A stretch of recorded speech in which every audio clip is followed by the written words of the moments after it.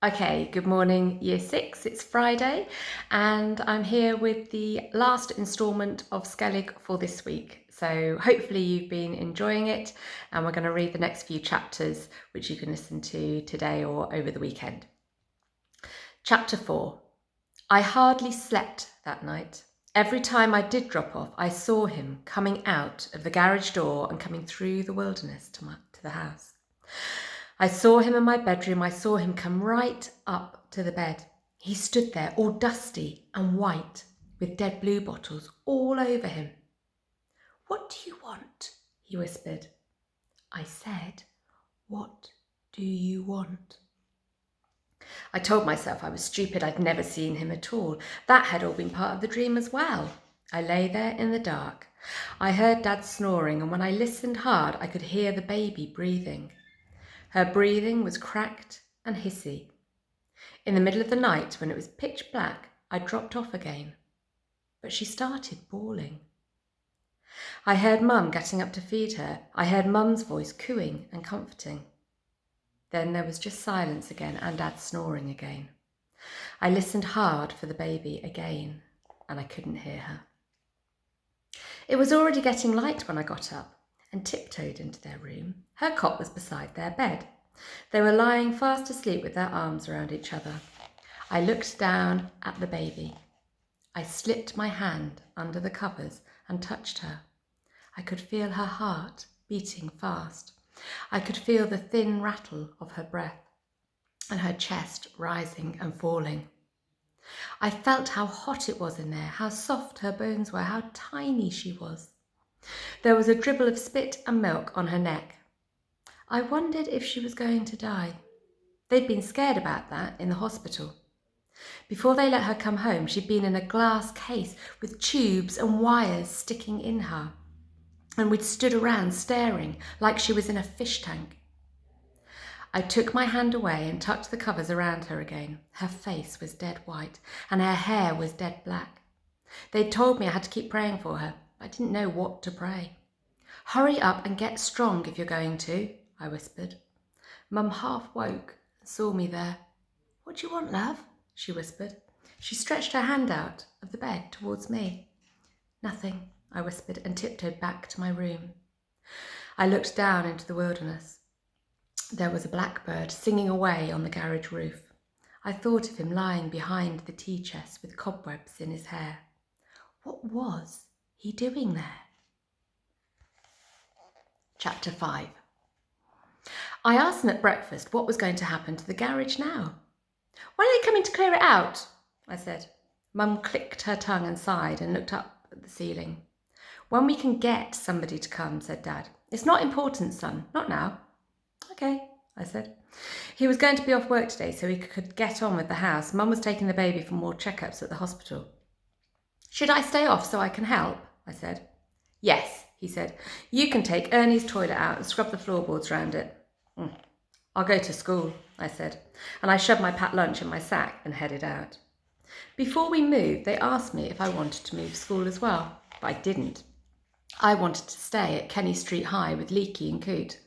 I didn't mind that I'd have to get the bus through town. That morning I told myself that it gave me time to think about what was going on. I tried to think about it, but I couldn't think. I watched the people getting on and off. I looked at them reading their papers or picking their nails or looking dreamily out of the windows. I thought how you could never tell just by looking at them what they were thinking or what was happening in their lives. Even when you got daft people or drunk people on buses, people that went on and shouted rubbish or tried to tell you all about themselves, you could never really tell about them either. I wanted to stand up and say, "There's a man in our garage and my sister is ill and it's the first day I've travelled from the new house to the old school." But I didn't. I just went on looking at all the faces and swinging back and forward when the bus swung round corners.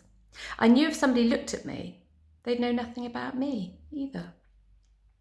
It was strange being at school again. Loads had happened to me, but school just stayed the same. Rasputin asked us to lift up our voices and hearts and sing out loud in assembly. The Yeti yelled at us to keep to the left in the corridors. Monkey Mitford went red in the face and stamped his feet when we didn't know our fractions. Miss Clark's got tears in her eyes when she told us the story of Icarus, how his wings had melted when he flew too close to the sun, and how he had dropped like a stone past his father, Daedalus, into the sea. At lunchtime, Leaky and Cute argued for ages about whether a shot had gone over the line. I couldn't be bothered with it at all. I went to the fence at the edge of the field and stared over the town towards where I lived now. While I was standing there, Mrs. Dando, one of the auxiliaries, came over to me. She'd known my parents for years. "You okay, Michael?" she said. "Fine." "And the baby?" "Fine too." "Not footballing today?" I shook my head. "Tell your parents I was asking," she said. She took a fruit gum out of her pocket and held it out to me. A fruit gum. It was what she gave the new kids when they were sad or something. "Just for you," she whispered, and she winked. "No," I said, "no thanks." And I ran back and did a brilliant sliding tackle on Coot. All day I wondered about telling somebody what I'd seen, but I told nobody. I said to myself, it had just been a dream. It must have been. Chapter 6. At home, there was a hole in the floor where Ernie's toilet had been. It was filled with new cement. The plywood screen had gone. Ernie's old gas fire had been taken away, and there was just a square black gap behind the hearth. The floor was soaking wet, and it stank of disinfectant. Dad was filthy and wet and grinning. He took me into the wilderness. The toilet was standing there in the middle of the thistles and weeds. "I thought it'd make a nice garden seat for us," he said. The gas fire and the plywood were down by the garage door, but they hadn't been taken in. He looked at me and winked. "Come and see what I found." He led me down to the garage door.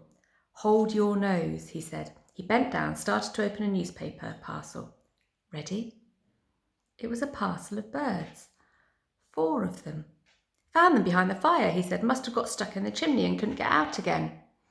You could make out that 3 of them were pigeons because of their grey and white feathers. The last one was pigeon-shaped, but it was all black. "This was the last one I found," he said. "It was under a heap of soot and dust that had fallen down the chimney." "Is it a pigeon as well?" "Yeah, been there a long, long time, that's all." He took my hand. "Touch it," he said. "Feel it, go on, it's okay." I let him hold my fingers against the bird.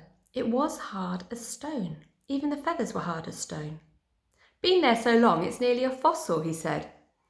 "It's hard as stone," I said. "That's right, hard as stone." I went and washed my hands in the kitchen. "Today was okay?" he said.